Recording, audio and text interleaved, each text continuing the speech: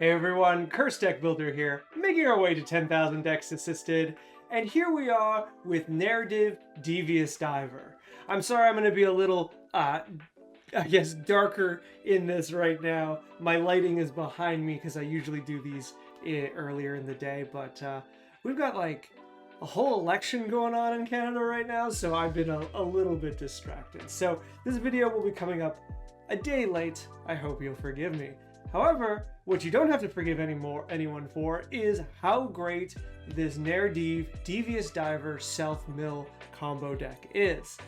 This comes to us from Shirok. Shirok, thank you so much for always supporting the channel, and honestly, great job. Like, I really like this deck. Like, don't get me wrong, let's not get crazy here. I always have things I'd like to change and move around, but this is very much so approaching the point of the deck, of a deck's life cycle, where the question no longer becomes, how do we improve this, and more, where do we want the power level to land? You'll find out as we go into the commander that this is, in fact, a combo deck. And this is a pretty straightforward, single-minded combo deck that aims to have like one game plan and to do it particularly well. And so because of that, it gets onto this kind of idea of we're now on a race course.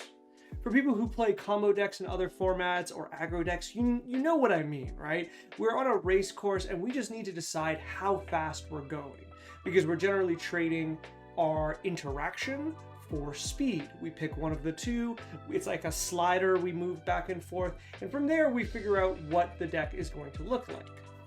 Much stronger versions of this deck would exist with more game changers or fast mana from CDH or tutors as well. Like, there's a few extra options here. We could definitely play more free counter spells, but that might not be a power level that the deck builder wants to play in. So though I still have some additions and some comments, we are very much so at the power level that this deck seems to be presenting itself as, kind of hitting the ceiling on how successful this deck can be, and I love to see that. But I've talked for a while now. Let's look at the commander and get right into it. If you'd like to take a look at the deck list we're talking about today, or if you'd like to submit your own deck list to me so that I can make a video assisting your deck, please check the video description down below. So who is Neerdiv Devious Diver, and why are they our commander for our mono blue self-mill deck? Neerdiv Devious Diver is a legendary merfolk rogue, a 3 mana in blue 2/2. They have two abilities. The first one is whenever this card gets tapped, target player mills cards equal to its power. This is usually yourself, but not always, because some of your combo wins can end with you milling your opponents out. The second ability, and the very important ability if you ask me, is whenever you cast a spell from your graveyard or activate an ability of a card in your graveyard, draw a card and put a +1/+1 counter on Neerdiv. Now, that second ability I think is way more powerful than generally we give it credit. I think this is one of those cards that is very good as a commander, but I could still slot it into a bunch of graveyard focused decks as part of the 99, because that second line of text is just so good. For those who haven't played with their graveyard a lot, what are you doing? Get into it, it's fun. There is an innate card advantage engine by casting a card with flashback. Let's use this example, right? Because you have played a card from your hand and now you have cast a card without going down a card in hand. That is card advantage, right? You can even see this in other flashback spells more directly. So Faithless Looting is a very famous one, right? Where it's 1 red mana, draw 2, discard 2. When you cast it from your hand, it's card disadvantage, because you end up with 1 less card in hand than you started with. You have a more selected hand, but you don't have as many cards. But when you cast Faithless Looting, you are, from the graveyard, you are at card parity, because you started with, let's say, 5 cards and you end with 5 cards. Neerdiv kind of gets around that. And that was a very specific example, which obviously this deck can't run. But when we start using that with things like Think Twice, a very simple draw engine that we can have access to, it starts getting way, way better. Basically, our card advantage engines by using our graveyard are now +1 card even further. And so we can get ahead and get a lot of value very, very quickly while still doing the thing we want to do. When it comes to strong commanders or strong strategies, I'm a very big believer that if you're being rewarded for doing things you already want to do, you are in a very, very good place. And I'm going to say, once again, looking at the deck, that this deck is in a particularly good space. If you just took this deck as it is, I think you do very, very well with it. That being said, let's do our regular checks and see the first thing I want to comment on. Let's look at our number of lands, and we are at 34 lands. 34 lands is really, really low for this. I recognize this is probably coming into the, maybe a holdover from an earlier draft. As we're putting more and more strong cards into it, it gets harder and harder to justify cutting one of them for a land, but we absolutely need to. Even with a few additional low mana rocks, with Sapphire Medallion, we've got a lot of things here that can help us ramp, but it's definitely not enough. If we go down here and use Moxfield's native check on playing cards on curve, we can see our 3 mana cards, which are our commander cards. We have a 73% of playing these on curve. Now, if you ask me, that's not great. If that's the kind of thing I want to be talking about at 4 or 5 mana, and not when our commander that kind of makes our deck function, not when they can't, we can't cast this 30% of the time, right? That's too high for me. So I'd really like this to go to 36 at least. I always like 37, but 36 should be fine here. And I think that would make things a little easier. Looking at the curve of the deck itself, I do appreciate a lot of it is at 2. Once again, the curve is pretty low. And after 3, which is the mana cost of our commander, we immediately start falling down lower and lower. And that's not including a few cards we have here, such as Deep Analysis, that cost less from the graveyard, and therefore we're happier to be using it from the graveyard and may slot it into the 2 slot. So even with the low mana or the low land count, I still particularly like the curve. Now, let's talk about what I want to change or remove in the deck. And almost universally, it's going to be cards that I think can just be better improved by other cards, or cards that seem to take away from the main game plan. And I think the card that kind of exemplifies that feeling I'm having is Ruin Crab, because I think Ruin Crab is in both of these columns, let's say. The first column, of course, is that this is a card that there's another card that just does a little better. And I think that would be Hedron Crab, right?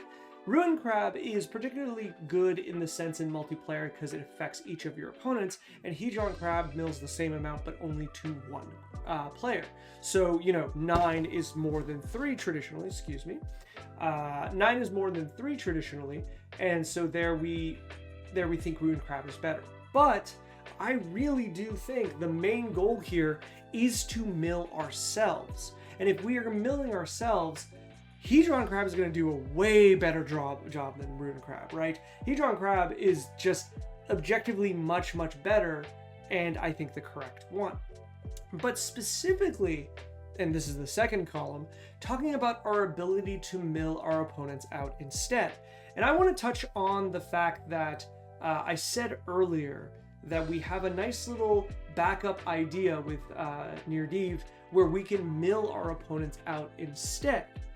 And I want to be very specific when I talk about this. I think this shouldn't be something we really invest in, right? This is something where I like the idea, I get that it's a mill deck, and a lot of the cards we have access to here are cute that we get to target our opponents should we get into a pinch, but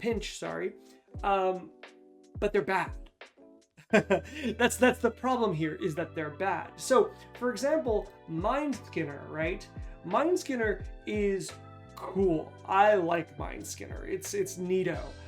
It turns itself into a mill 10 for each opponent when it hits, and then if you do other incidental damage, it also mills your opponents for that amount. Now, that being said, it does turn our opponents 120 life total combined of 40 each into 100, well, let's say 93-ish on one of them or amongst all of them, right? Because when we mill one, we mill all of them. And that is a reduction, but it's not a real reduction if you ask me, because unlike life, where your opponents help, take each other down a peg by attacking each other, milling is not usually something everyone's working on together. And sure, there's that one person who's drawn 30 cards and makes it easier for you to take them out. But that doesn't universally apply. And in fact, if you're like all drawing because of some kind of Howling Mine effect, that's probably going to make your game plan even worse because your opponents are better off interacting with you. What I'm trying to say is that milling is kind of a lonely job to do. And the Mind Skinner here is very lonely at doing it, right? Our deck, though it does have a bunch of creatures, doesn't have a bunch of creatures that we're attacking for nominal damage or we're attacking often. In fact, a lot of our cards, such as the like Jace Vern's Prodigy, we have down here the Merfolk Looter, we have down here Emery. These are all creatures that won't be attacking, instead they'll be tapping to use their abilities. And you might even say that our commander most likely won't be attacking either, because if given the option, you'd much rather be using Paradise Mantle or Springleaf Drum in order to tap them without a chance of them being blocked, right? Of course, we could be using cards like Artful Dodge, but Artful Dodge is a 1 or 2 off if you include the flashback effect, whereas that's not going to last forever and you're going to have to stop attacking at some point. So with that in mind, cards like the Mind Skinner, cards like, the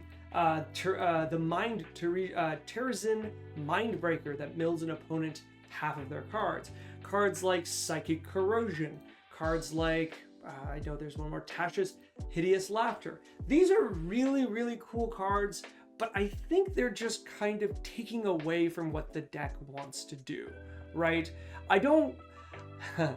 I've never seen a deck that incidentally wants to mill out their opponents without having like a very, very straightforward, how do I put this, combo or synergy with it. So for example, that what I would think is like Zelix here, right? Zelix, which is in the sideboard, has a very, very straightforward, I'm gonna knock everyone down with horror creatures while, milling them to create more horror creatures. There's a really nice synergy that works with these two game plans.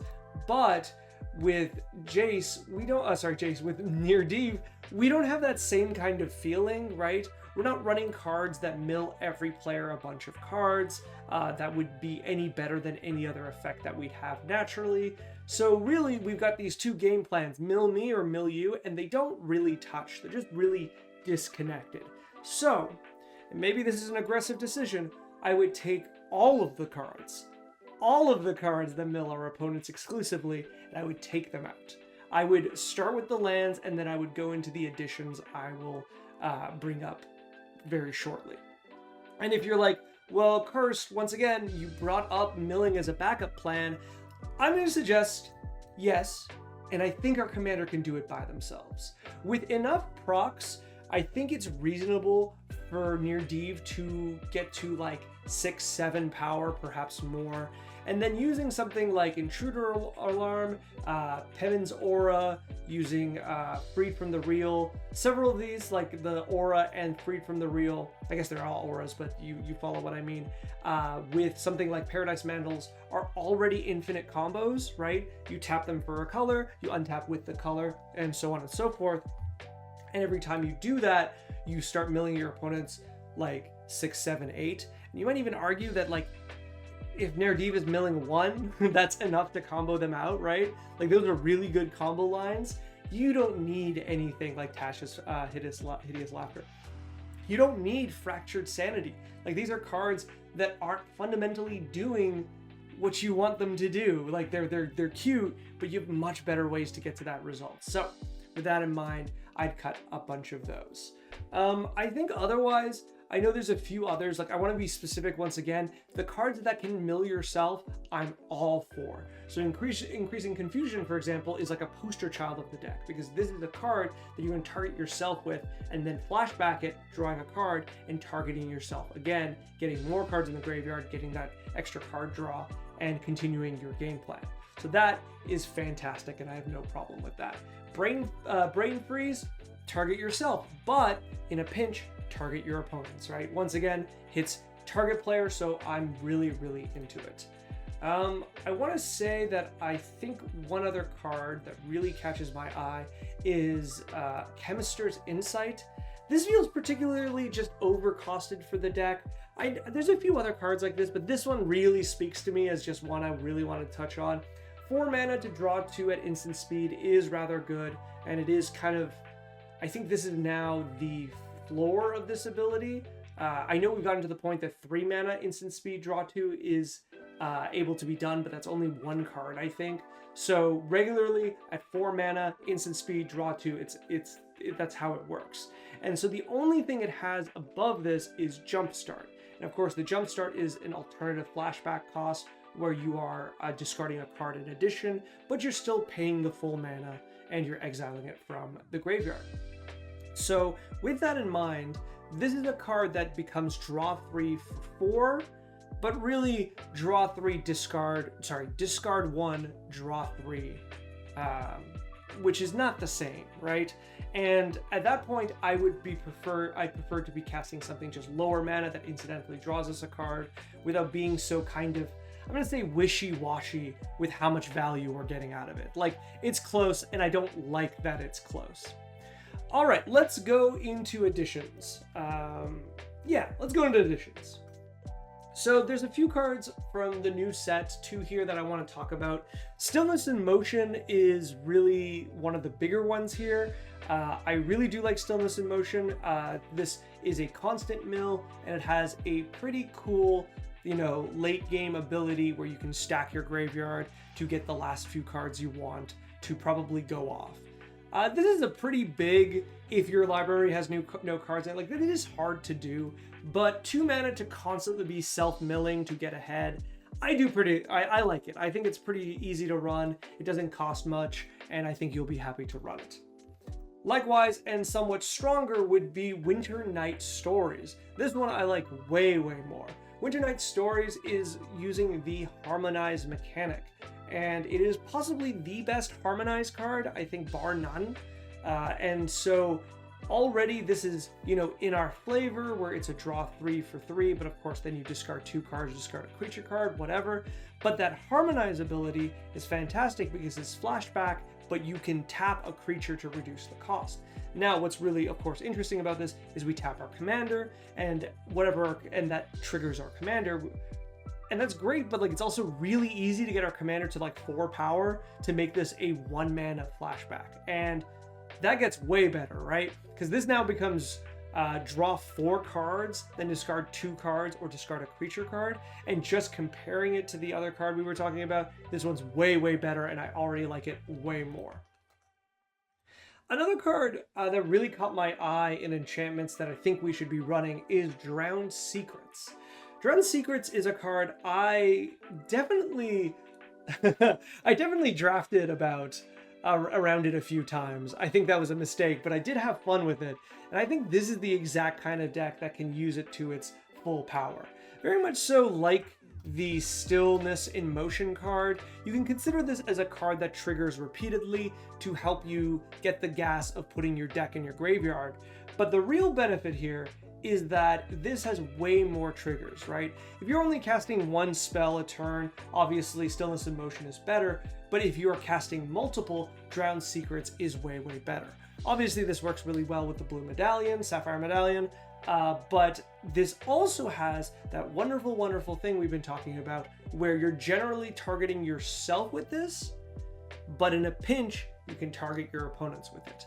Now, that being said, targeting your opponents with this is going to take a very, very long time because it's always 2 cards and it's always 2 cards per spell, which is not a good rate. But like I said, in a pinch, Dog Food will do. In a pinch, Drowned Secrets will do. Defy Gravity is a card I just wanted to point out that's just very much so like the other unblockable flashback card, but this is an instant, and once again, flashback for 1 blue. I think this is a great filler card in the deck.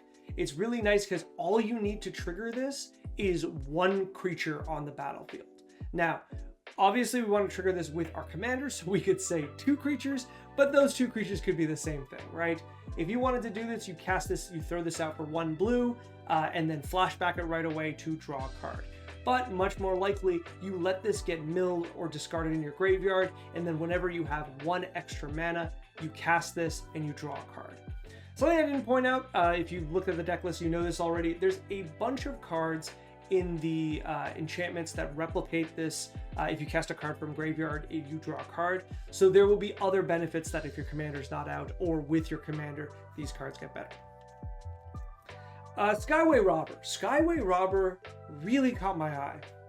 This is one of those cards I saw in EDH Rec that I thought, that's really, really cool.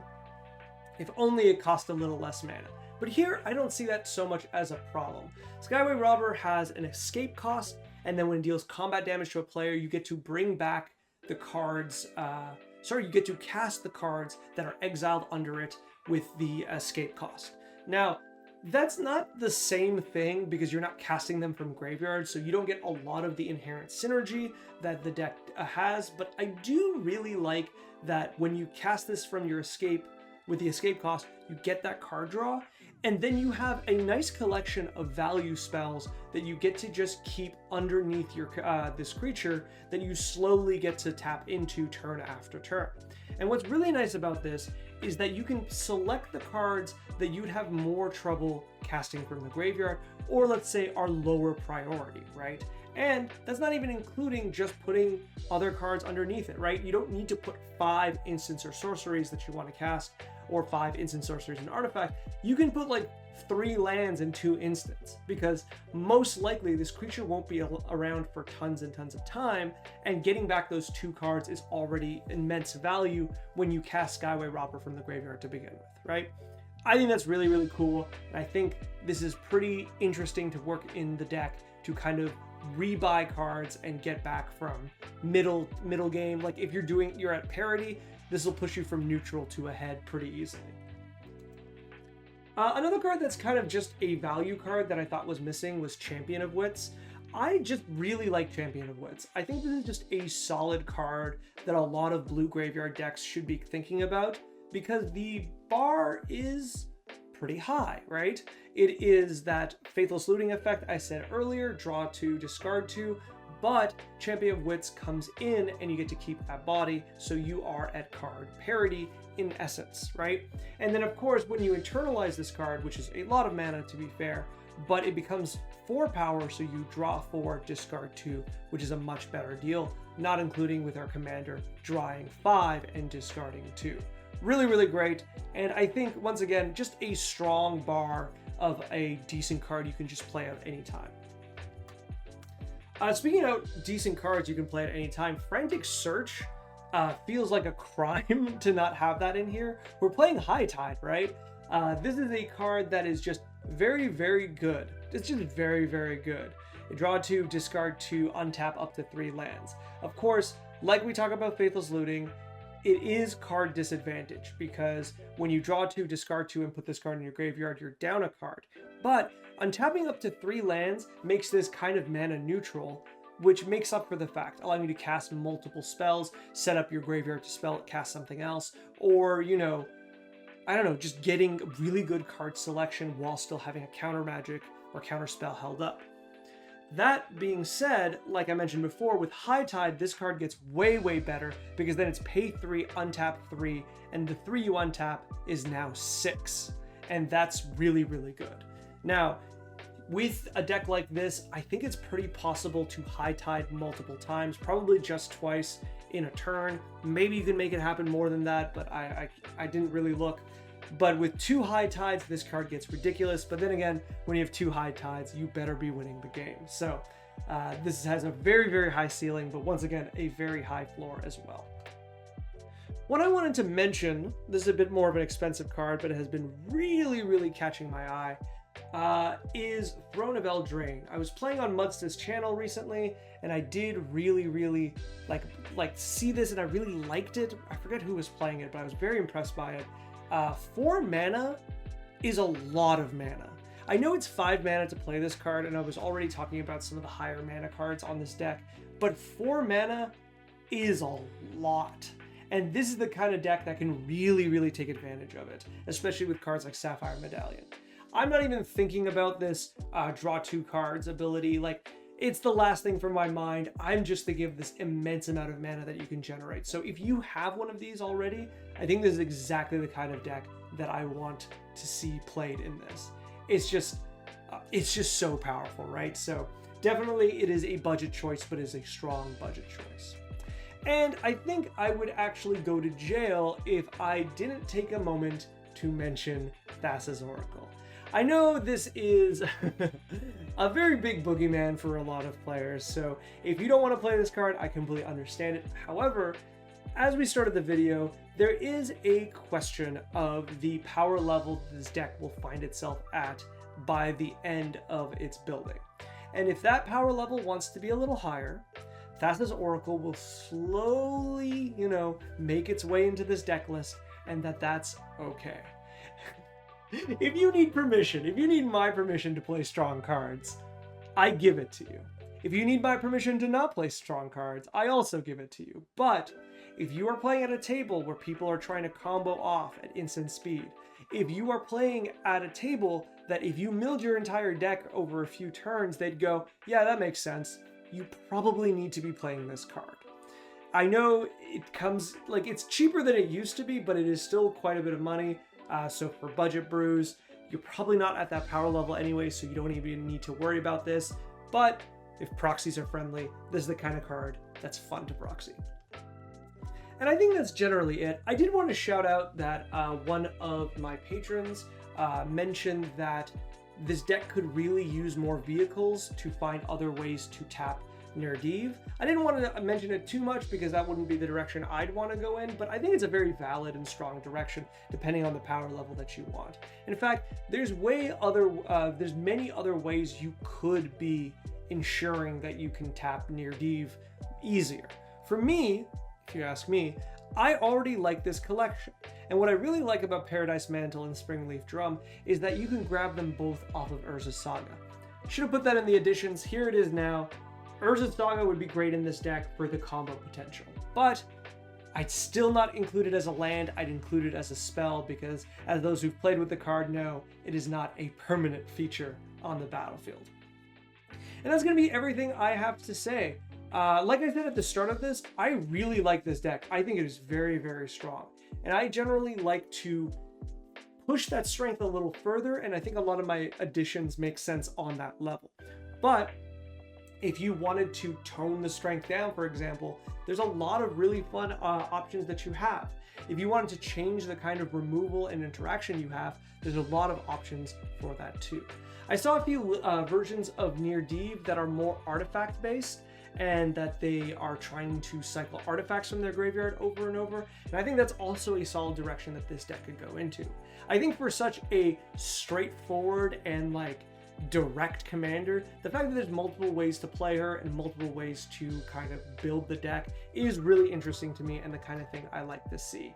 Speaking of what I don't like to see right before the video though, is I do not love that these are anime only art. Don't get me wrong, love anime, wish I didn't, but I do love anime. And I just do like when magic art is an option. This is definitely something I feel about all of our universes beyond, but I'm sure that's not surprising. I just like the aesthetic of magic cards. I like the style of the art of what magic looks like, and I really think that when we only have anime options, it takes a little bit away from it. So maybe one day they will make a non-anime version of this card. I'm not sure, but I hope they do. And that's all I have to say. Thank you so much, Turok, for setting the deck. Good luck, and happy deck building. Thank you so much for watching. This video is brought to you by viewers like you and people on my Patreon. If you'd like to send me another draft of this deck, or any deck there is a link in the video description down below. And if you'd like to make your deck one of my donation decks I work on, there's a link there too. Finally, if you'd like to like, comment, subscribe, I would be very appreciative. It helps the channel quite a bit. Thank you and good luck in brewing and building.